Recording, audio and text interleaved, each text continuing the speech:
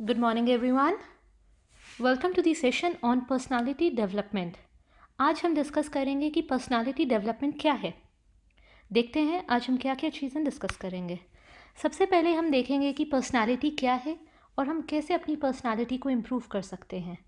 फिर हम स्वॉट एनालिसिस करेंगे और देखेंगे कि हम कैसे अपनी कम्युनिकेशन स्किल्स को इम्प्रूव कर सकते हैं। फिर हम इंटरव्यू स्किल्स के बारे में डिस्कस करेंगे और जानेंगे कि पर्सनालिटी ट्रेट्स क्या हैं एक अच्छे एंटरप्रेन्योर में, कि अच्छा एंटरप्रेन्योर बनने के लिए आपके पास कौन कौन से पर्सनालिटी ट्रेट्स होने ज़रूरी हैं। फिर हम देखेंगे dos and don'ts of a successful entrepreneur. फिर हम एक सक्सेस स्टोरी डिस्कस करेंगे ओला कैब्स की। सबसे पहले जानते हैं कि पर्सनालिटी क्या है और पर्सनालिटी डेवलपमेंट क्या है। पर्सनालिटी है sum total of all the characteristics of an individual. मतलब कि आपके जो भी करेक्टरिस्टिक्स हैं, आप कितने कॉन्फिडेंस से बात करते हैं, आप कितने अच्छे से बात कर सकते हैं, आपका बॉडी लैंग्वेज क्या है, आप कैसे खुद को कैरी करते हैं, कैसे आप खुद को प्रेजेंट करते हैं, कैसे कपड़े आप डालते हैं, इन सब चीज़ों को मिला के पर्सनालिटी बनती है। और पर्सनालिटी डेवलपमेंट क्या हुआ कि हम अपने बिहेवियर को और अपने एटीट्यूड को कैसे इम्प्रूव कर सकते हैं पर्सनालिटी डेवलपमेंट के लिए। हर इंसान की पर्सनालिटी अलग है। अगर हम बात करें सबसे अच्छी पर्सनालिटी की, तो सबसे पहला नाम हमारे माइंड में आता है मिस्टर अमिताभ बच्चन जी का। अगर हम सारे मानते हैं कि उनकी पर्सनालिटी बहुत अच्छी है, वो बहुत अच्छे से बात करते हैं, बहुत कॉन्फिडेंस से बात करते हैं, बहुत प्यार से बात करते हैं, बहुत अच्छे से ड्रेस्ड अप रहते हैं, बहुत अच्छे से वेल ग्रूम्ड रहते हैं, यही रीज़न है उनकी एक अच्छी पर्सनालिटी का। हम अपनी पर्सनालिटी कैसे अच्छी कर सकते हैं? दो तरीके हैं। एक है grooming our appearances and second working on our body language. मतलब कि अगर ग्रूमिंग, हम अपनी ग्रूमिंग कैसे कर सकते हैं, हम प्रेजेंटेबल कैसे लग सकते हैं। हमें अच्छे कपड़े डालने चाहिए, हमें प्रेजेंटेबल कपड़े डालने चाहिए इन द सेंस कि अगर हम काम पे जाते हैं या ऑफिस में जाते हैं तो हमें properly shirt, pant, trouser, shoes, tie, belt, इन सब चीज़ों का इस्तेमाल करना चाहिए। लेडीज़ के लिए सूट्स, सलवार सूट, पजामी सूट, साड़ीज़, ये सब भी पर्सनालिटी डेवलपमेंट में एक अच्छी अपीयरेंस में काम आती हैं। हमें फॉर्मल ड्रेस कोड रखना चाहिए जब भी हम अपने काम पे जाते हैं। डूज़ एंड डोंट्स क्या हैं? सबसे पहले हम देखेंगे कि क्या डूज़ हैं मेन के लिए। हमेशा प्रोफेशनल दिखना चाहिए, यानी कि हमें एक पर्सन को, एक आदमी को हमेशा एक well dressed, properly shirt, pant, shoes में जाना चाहिए अपने ऑफिस। अपने ऑडियंस यानी अपने क्लाइंट्स, अपने ऑफिस के स्टाफ, अपने कलीग्स के हिसाब से प्रॉपरली वेल ड्रेस्ड जाना चाहिए। प्रॉपर कपड़े डालने चाहिए जो वेल प्रेस्ड हों और जो उनके साइज़ के हों। शर्ट सिंपल होनी चाहिए, कोई ज़्यादा फ्लैशी नहीं होनी चाहिए। अगर आपके पास वॉच है, आप वॉच डाल सकते हैं। कोई भी स्ट्रॉन्ग परफ्यूम का इस्तेमाल ना करें, हमेशा माइल्ड परफ्यूम या माइल्ड फ्रेगरेंस का ही इस्तेमाल करें। प्रॉपरली आप टाई डाल सकते हैं, अगर आपने टाई लगाई है तो उसके साथ ऊपर वाला बटन खुला ना छोड़ें। और पर्सनल हाइजीन मेंटेन करें, प्रॉपरली दिन में 2 बार फेस वॉश करें फ्रेश रहने के लिए, हैंड्स वॉश करें, दिन में 1 बार बात ज़रूर लें एंड प्रॉपर पर्सनल हाइजीन को मेंटेन करें। सिमिलरली लेडीज़ के लिए क्या ज़रूरी है, अगर वो काम पे जाती हैं तो प्रॉपरली प्रोफेशनली ड्रेसअप होकर जाएं, प्रॉपर ट्राउज़र या शर्ट में जाएं, या अगर वो सूट में जाना चाहती हैं वैसे जाएं। Well pressed, well ironed clothes डालें, मुछड़े हुए कपड़े ना डालें। बालों को अच्छे से रखें, नीटली टाइडली टाई करके जाएं। ये मेन के लिए भी ज़रूरी है कि प्रॉपर हेयर कट होना चाहिए, आँखों में बाल नहीं आने चाहिए। और सिमिलरली लेडीज़ के लिए भी ये ज़रूरी है कि जब वो काम पे जाएं तो उनके बाल उनके आँखों पे ना आएँ। अगर वो हील डालना चाहती हैं, वो फॉर्मल सूट के फॉर्मल अटायर के साथ हील्स डाल सकती हैं। मेकअप बहुत ज़्यादा ना करें, ये हम बहुत बार देखते हैं कि बहुत लाउड मेकअप किया होता है ऑफिसेज़ में या वर्क प्लेसेस पे। लाउड मेकअप ज़रूरी नहीं है, आप बहुत ही सटल मेकअप कर सकते हैं, हल्की सी लिपस्टिक लगा सकते हैं, चाहें तो आप हल्की सी लाइट नेल पॉलिश लगा सकते हैं या अवॉइड भी कर सकते हैं। कोई भी फ्लैशी ज्वेलरी ना डालें, ये बहुत ज़रूरी है, ज्वेलरी ना डालना। क्या क्या चीज़ें हमें अवॉइड करनी चाहिए? हमें रिंकल्ड या मुछड़े हुए कपड़े नहीं डालने चाहिए, स्ट्रॉन्ग फ्रेगरेंस नहीं यूज़ करनी चाहिए, स्ट्रॉन्ग परफ्यूम अवॉइड करनी चाहिए, हमारे बाल प्रॉपरली ट्रिम्ड होने चाहिए, मेन और विमेन दोनों के लिए ज़रूरी है। बॉयज़ के लिए स्पेशली ज़रूरी है कि वो फ्लैशी बेल्ट बकल्स ना डालें। फ्लैशी चीज़ें वर्क प्लेस में अच्छी नहीं लगती हैं। और जब भी वो टाई डालें तो अपने ऊपर का बटन बंद रखें, लोफर्स का इस्तेमाल ना करें, शूज़ डालें, और कोई भी बॉडी पियर्सिंग जो विजिबल हो उसको ऑफिस में अवॉइड करें, ऑफिस में अच्छा नहीं लगता। सिमिलरली लेडीज़ को भी मुछड़े हुए कपड़े नहीं डालने चाहिए, बाल अच्छे से वेल टाइड रखने चाहिए, इयररिंग्स अवॉइड करने चाहिए, बहुत ही ब्राइट कपड़े अवॉइड कर सकते हैं, सटल सोबर कपड़े ऑफिस में डाले हुए बेटर लगते हैं, लाइट मेकअप जैसे मैंने बताया, और कोई भी ज्वेलरी अवॉइड करें। Dos of a good body language. हम किसे मानते हैं कि एक अच्छी बॉडी लैंग्वेज है? हम किसे कहते हैं कि एक प्लीजिंग पर्सनालिटी है? कोई अगर हमसे प्यार से बात करता है, स्माइल के साथ बात करता है, तो हमें अच्छा लगता है और हम कहते हैं कि बहुत प्लीजिंग पर्सनालिटी है। तो जब भी आप बात करें हमेशा स्माइल देके और इंटरेस्ट से बात करें। और जो भी दूसरा जना, जो भी आपका कलीग या आपका सीनियर या जिससे भी आप बात कर रहे हैं, उनकी बात को आप ध्यान से सुने और उनकी बात ख़त्म होने के बाद ही अपनी बात बोलें, दूसरे की बात बीच में ना काटें। और जब भी आप बात करें तो आप अपनी बात को अपने हैंड्स की मूवमेंट के साथ इम्प्रूव कर सकते हैं। अपने हैंड्स को पॉकेट्स में मत रखें और हमेशा ही एक कॉन्फिडेंट और रिलैक्स पोस्चर रखें। और जब भी आप किसी दूसरे को एड्रेस कर रहे हैं, आप सर या मैम कह के सीनियर को या कलीग को एड्रेस कर सकते हैं, बहुत ही रिस्पेक्टफुल लगता है। क्या चीज़ें अच्छी नहीं लगती एक अच्छी बॉडी लैंग्वेज में? जब भी आप बात करें और आप अपने मुंह पे हाथ रखते हैं, हाथ रख के बात करते हैं, वो ठीक नहीं लगता। या आप किसी से बात करते हुए अपनी लिप बाइट करते हैं, तो वो भी सही नहीं है। किसी से बात करते हुए बार बार अपनी आंखों को ना झपकाएं और अपनी बाजुओं को कभी भी क्रॉस आर्म फोल्ड मत करें। वो बहुत ही डिफेंसिव पोस्चर लगते हैं और वो दिखाते हैं कि हम दूसरे की बात मानने या सुनने में इंटरेस्टेड नहीं हैं। तो कभी भी ऐसे ना करें। जब भी कोई बात करो तो अपनी आर्म्स को क्रॉस करके फोल्ड ना करें। जब भी आप बात करें तो अपने फुट मूवमेंट या फिंगर्स या पेन किसी चीज़ को भी बार बार हिलाएं ना, या अपनी आइज़ को बार बार रोल ना करें। और जब भी आप कफ या स्नीज़ करते हैं तो बहुत आराम से करें और उसके बाद एक्सक्यूज़ मी बोलें। बहुत ज़ोर की या लाउडली करके दूसरे को डराएं ना। स्वॉट एनालिसिस। स्वॉट एनालिसिस क्या है? स्वॉट का मतलब है strength, weakness, opportunity and threat.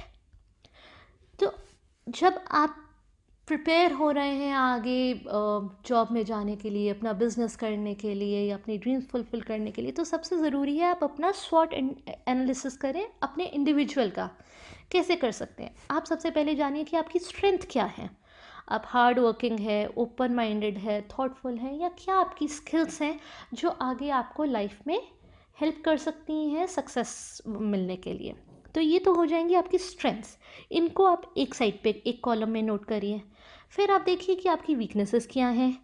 आप बिज़ी रहते हैं, आप चीज़ें जल्दी से नहीं पकड़ते, या आप डिसाइड नहीं कर सकते, जो भी वीकनेसेस हैं ये आप सेकंड कॉलम में डालिए। फिर थर्ड कॉलम में आप डालिए कि आप अपॉर्चुनिटीज़ क्या हैं, कि आपके पास कौन सी स्किल्स हैं जिसका आगे आपके लिए अपॉर्चुनिटी बन सकती है। फॉर एग्जांपल मान लीजिए आप मोबाइल रिपेयरिंग के स्टूडेंट हैं, आपको लगता है आपको मोबाइल रिपेयरिंग आता है और आप इसकी शॉप खोल सकते हैं या अपना काम शुरू कर सकते हैं, ये आपके लिए अपॉर्चुनिटी बन सकती है। मान लीजिए आप रिटेल की स्किल्स हैं आप में, आपको लगता है कि आप और रिटेल की इजी डे या बिग बाज़ार में कोई वैकेंसी निकली है जहां आप जॉब कर सकते हैं, ये आपके लिए अपॉर्चुनिटी बन जाएगी। तो जो भी अपॉर्चुनिटी है और जो भी आपका प्लान है उस अपॉर्चुनिटी को पूरा करने का, वो सारा आप अपॉर्चुनिटी कॉलम में लिखिए। फिर आते थ्रेट, कि आपके थ्रेट क्या है, कि आप किसी काम में शुरू तो करते हैं लेकिन आपका इंटरेस्ट लूज़ हो जाता है, ये आपका थ्रेट हो सकता है। या हो सकता है कि कोई आप बिज़नेस शुरू कर रहे हैं, आपका ना अच्छा चले, भगवान ना करे, लेकिन आपका बिज़नेस अच्छा ना चले, तो ये आपके लिए थ्रेट हो सकता है, राइट? तो आप अपनी स्ट्रेंथ, वीकनेस, अपॉर्चुनिटी और थ्रेट को 4 कॉलम में लिखिए। फिर जो आपकी स्ट्रेंथ है और अपॉर्चुनिटी है, इसके बेस पे आप अपनी वीकनेस और थ्रेट को कैसे ओवरकम कर सकते हैं, वो आपने देखना है कि आपकी वीकनेसेस क्या हैं, आपको मालूम चलेंगी, पहली चीज़ आपकी आइडेंटिफाई होंगी, और कैसे आप अपनी वीकनेस पे वर्क करके आप उसको इम्प्रूव कर सकते हैं और उसको अपनी स्ट्रेंथ बना सकते हैं। सिमिलरली, क्या आपके पास अपॉर्चुनिटी है और अपॉर्चुनिटी से आप कैसे अपने थ्रेट को ओवरकम कर सकते हैं। स्वॉट एनालिसिस बहुत ज़रूरी है लाइफ में सक्सेसफुल होने के लिए। अगर आपको अपनी स्ट्रेंथ और वीकनेस का पता होगा, तभी आप आगे सक्सेसफुल बन सकते हैं।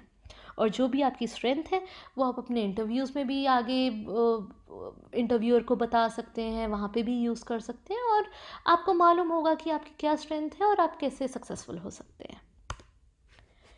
हमेशा हमेशा पॉजिटिव एटीट्यूड रखिए। जब भी आप अपने काम पे जाएं या कहीं भी जाएं, हमेशा पॉजिटिव एटीट्यूड रखिए। इससे क्या होगा, आपकी प्रोडक्टिविटी बढ़ेगी, आपके टीम वाले आपको पसंद करेंगे, टीम वर्क करना चाहेंगे आपके साथ, आपकी जितनी भी प्रॉब्लम्स हैं वो सॉल्व हो जाएंगी, आपकी क्वालिटी इम्प्रूव होएगी, कंपनी को या ऑफिस को प्रॉफिट ज़्यादा होगा। और नेचुरली अगर आपकी क्वालिटी अच्छी आ रही है, प्रॉफिट ज़्यादा आ रहा है, प्रोडक्टिविटी आपकी हो रही है, तो नेचुरली एम्प्लॉयर को भी लगेगा कि आप लॉयल हो उसकी उनकी तरफ, कंपनी की तरफ आपकी लॉयल्टी दिखेगी, आपकी एक अच्छी प्लीजिंग पर्सनालिटी लगेगी, सारे आपके साथ काम करना चाहेंगे, and this will lead you to success. Gradually आप सक्सेस की तरफ बढ़ेंगे। तो हमेशा काम पे अपना एक पॉजिटिव एटीट्यूड रखिए। नेगेटिव एटीट्यूड बहुत ही गलत चीज़ है।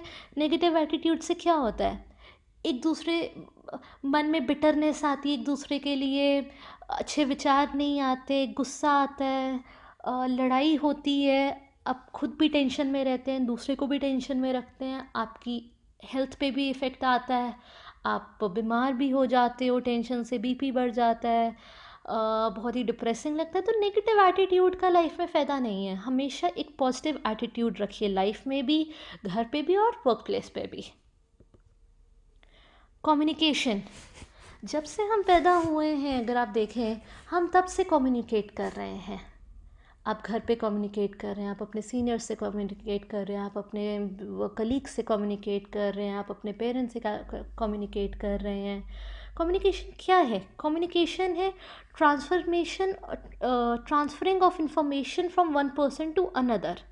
आपका जो भी मैसेज है, आप एक पर्सन को, या जो भी आपका आइडिया है, आपके विचार हैं, वो आप खुद से दूसरे को कैसे ट्रांसफ़र कर सकते हैं, आप कम्युनिकेशन के थ्रू कर सकते हैं। तो transferring of information from one person to another, यानी कि अपने विचार दूसरों को बताना, इसी को कम्युनिकेशन कहते हैं।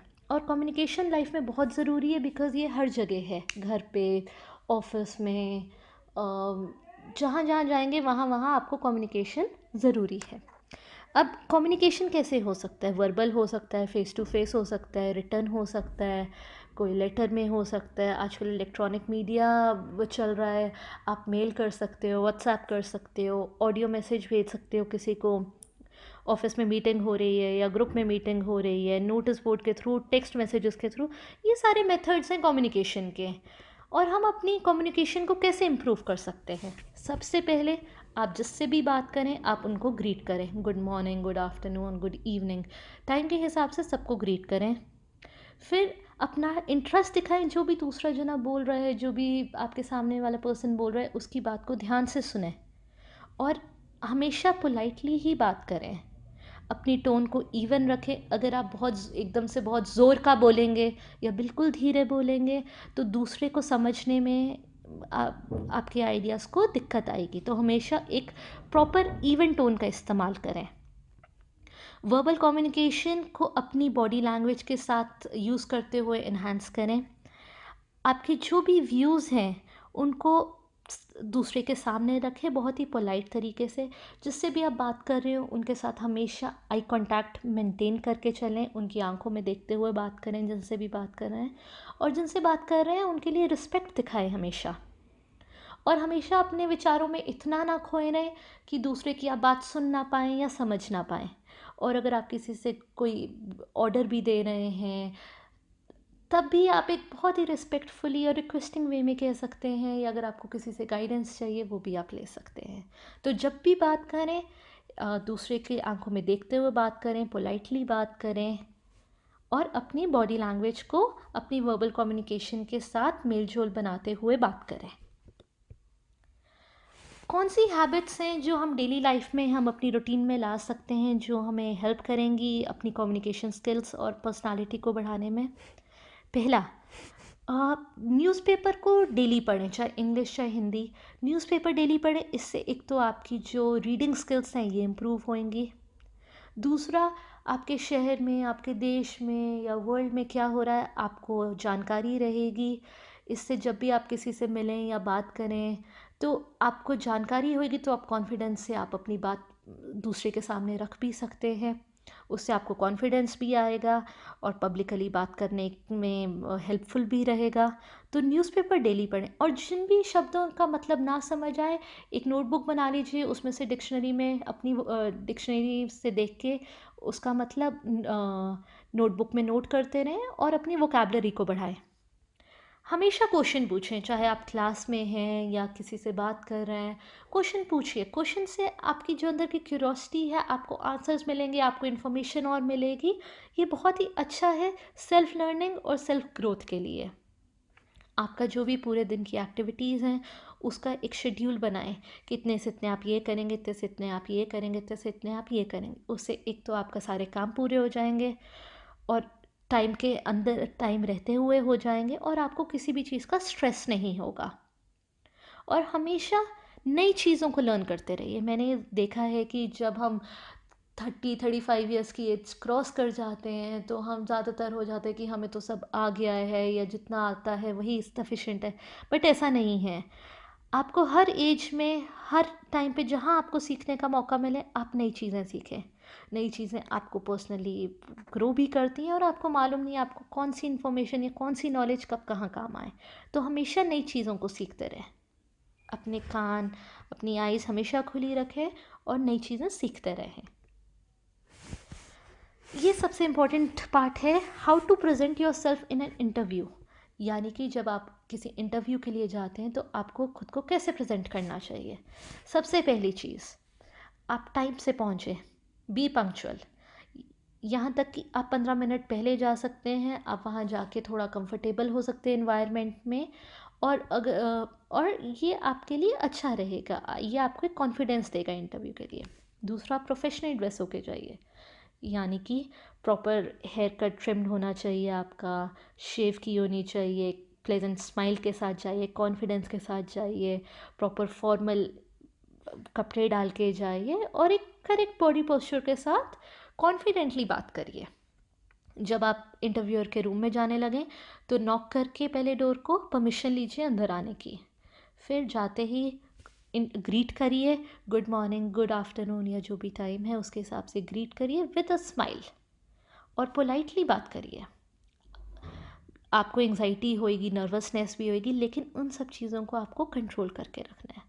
जो भी आप बोलें बहुत क्लियरली बोलें और पूरे कॉन्फिडेंस के साथ बोलें।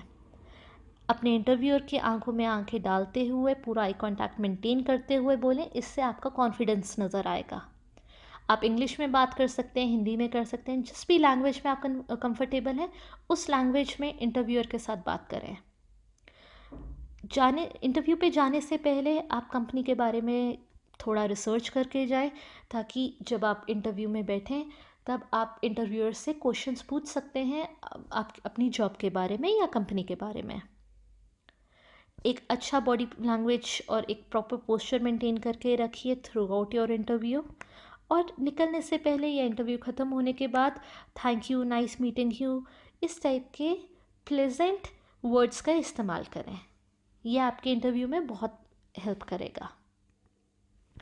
और हमें क्या चीज़ें नहीं करनी इंटरव्यू के दौरान, वो है हमें ओवर स्मार्ट नहीं बनना। स्मार्ट बनिए, पूरे कॉन्फिडेंस के साथ जाइए, लेकिन ओवर स्मार्ट मत बनिए। कोई भी रूड या गलत लैंग्वेज का इस्तेमाल ना करें, झूठ ना बोलें, फिंगर पॉइंट करके ना बोलें, ये बहुत ही रूड लगता है। इंटरव्यू के सामने क्रॉस लेग या क्रॉस आर्म करके ना बैठें, डिफेंसिव लगता है। च्युइंगम ना खाएं, स्मोक ना करके जाएं, अपने मोबाइल फ़ोन को साइलेंट पे रखें या हो सके तो स्विच ऑफ करके जाइए। कोई भी नेगेटिव कमेंट ना डालें या कोई भी एक्सक्यूज़ ना बनाएं, या आपके लिए गलत जा सकता है इंटरव्यू में। Personality traits of an entrepreneur. एक एंटरप्रेन्योर में कौन सी पर्सनालिटी ट्रेट्स हैं जो उनको सक्सेसफुल करते हैं? सबसे पहला, सेल्फ कॉन्फिडेंस। अगर एंटरप्रेन्योर में कॉन्फिडेंस होगा तभी वो सक्सीड कर सकता है। लोग कह सकते हैं ये तुमसे नहीं होगा या ये हाँ तुम फेल हो जाओगे, बट अगर कॉन्फिडेंस है तुम्हें खुद पे, अपने आइडिया पे, तभी तुम एक्सेल कर सकते हो। Second, entrepreneur has to be focused on the goal. जो भी एंटरप्रेन्योर का ड्रीम है या गोल है उसको फोकस करते हुए ही एंटरप्रेन्योर आगे बढ़ता है। रिस्क टेकिंग एबिलिटी होनी चाहिए, यानी कि आप पैसा लगा रहे हैं अपने बिजनेस में, रिस्क है, बट वो रिस्क लेने की क्षमता एक एंटरप्रेन्योर में होनी ज़रूरी है। लीडरशिप, आप नया काम शुरू करते हैं, आप लोगों को अपने साथ जोड़ते हैं, अपनी टीम बनाते हैं, टीम को आप सस्टेन भी करना है, कंपनी को भी सस्टेन करना है और सबको ग्रो भी करना है, तो इस सब चीज़ के लिए लीडरशिप क्वालिटी होनी बहुत ज़रूरी है। एंटरप्रेन्योर फ्यूचर ओरिएंटेड होना चाहिए, यानी कि कल को किस चीज़ की रिक्वायरमेंट आ सकती है या फ्यूचर में हमें किस चीज़ की डिमांड हो सकती है, ये एंटरप्रेन्योर के लिए जानना बहुत ज़रूरी है, क्योंकि इसी को ध्यान में रखते हुए ही एंटरप्रेन्योर अपने बिजनेस आइडियाज़, प्लान्स और फ्यूचर और ग्रोथ बना सकता है। क्रिएटिव होना ज़रूरी है। आपका जो भी बिज़नेस आइडिया हो, बिज़नेस मॉडल हो, अगर एंटरप्रेन्योर क्रिएटिव है तो वो क्रिएटिव आइडिया से अपना प्रोडक्ट सेल भी कर सकता है। क्रिएटिव होने से वो टेक्नोलॉजी को भी ऐड कर सकता है अपने प्रोडक्ट में या बिज़नेस में। तो क्रिएटिव होना बहुत ज़रूरी है एंटरप्रेन्योर के लिए।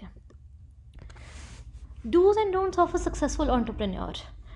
एंटरप्रेन्योर को क्या चीज़ें करनी चाहिए और क्या नहीं करनी चाहिए? सबसे पहले, जो आपको पसंद है, जिसमें आपकी रुचि है, आप वही करिए। जो चीज़ आपको पसंद होएगी उसमें आप अपना 100% दोगे, और जब आप 100% दोगे अपना, तो आप डेफिनेटली सक्सीड करोगे लाइफ में। Second, do believe in your self and your idea. जो आपका आइडिया है उसमें आप पूरा बिलीफ रखिए और अच्छा टाइम लगाइए प्लानिंग में। अगर आपकी प्लानिंग अच्छी है तो आपकी एग्जीक्यूशन भी अच्छी होगी, और एग्जीक्यूशन अच्छी है तो नेचुरली आप सक्सेस करेंगे, आप सक्सीड करेंगे लाइफ में।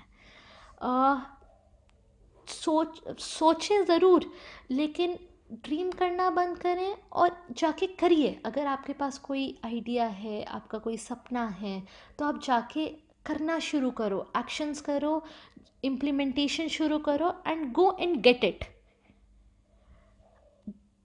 और आजकल तो इतने ऑप्शंस हैं, ऑनलाइन सेलिंग के, ऑफलाइन सेलिंग के, तो आप जो भी आपका प्रोडक्ट है उसको मार्केट करिए, ऑनलाइन भी और ऑफलाइन भी। क्या चीज़ें आप एंटरप्रेन्योर को नहीं करनी चाहिए? लोग कह सकते हैं कि ये आपसे नहीं होगा या आप फेल हो जाओगे। आप दूसरे की राय ज़रूर लीजिए, लेकिन एट द एंड अगर आपको भरोसा है अपने आइडिया पे और आपको भरोसा है कि आप जीत सकते हैं, तो जाइए और एंटरप्रेन्योर बनिए। Don't quit. आप हो सकता है शुरू में आपका पहले 2 महीने 3 महीने आपको सक्सेस ना मिले या आपका प्रोडक्ट ना बिके या आपकी सर्विस ना चले, लेकिन आप निराश होके क्विट ना करिए। कोई भी नया बिज़नेस को सेटल होने में कम से कम 6 8 10 महीने लग जाते हैं, तो 2-3 महीने में निराश होके अपना काम छोड़िए मत। और किसी भी बिज़नेस में बहुत ज़्यादा इन्वेस्ट ना करें, उतना ही इन्वेस्ट करें जितना आप रिस्क ले सकते हैं, ये बहुत ज़रूरी है। अब देखते हैं एक सक्सेस स्टोरी ओला कैब्स पे।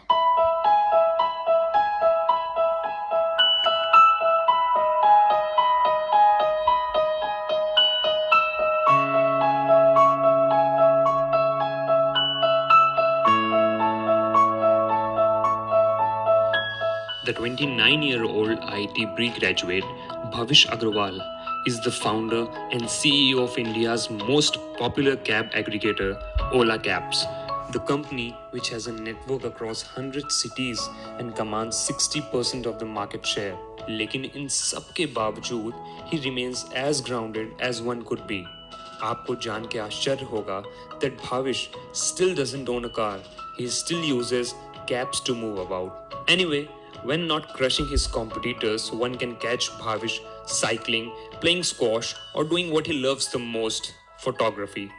He also maintains a largely popular photo blog. Born in Ludhiana, Bhavish, just like every other success driven and successful entrepreneur, began at a very early age.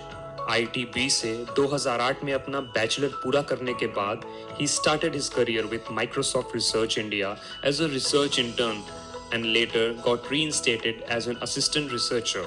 इसी दौरान उन्होंने अपनी जिंदगी का सबसे बड़ा फैसला लिया and turned his personal pain point into his entrepreneurial venture.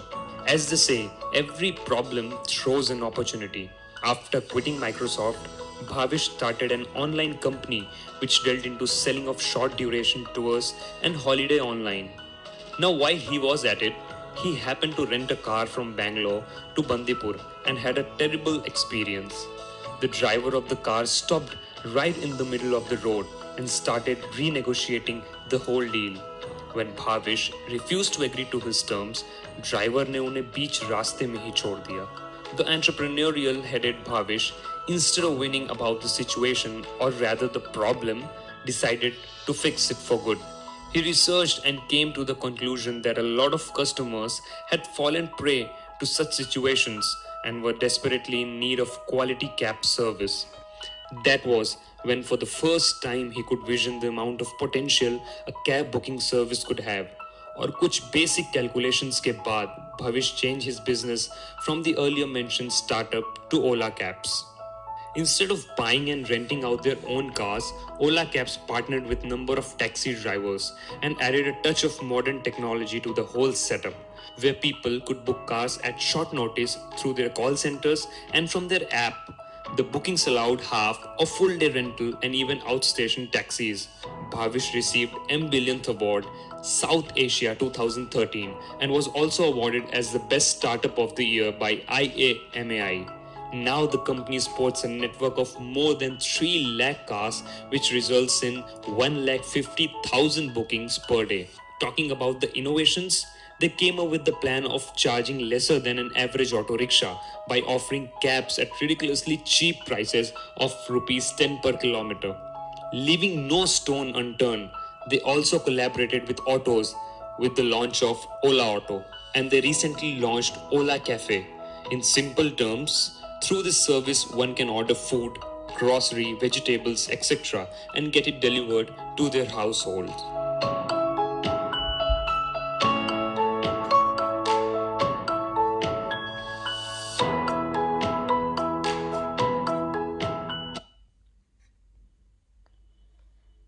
मुझे उम्मीद है आपको आज का सेशन पसंद आया होगा. आपकी जो भी क्वेरीज़ हैं, क्वेश्चंस हैं, डाउट्स हैं, आप मुझसे 3 बजे पूछ सकते हैं. Thank you.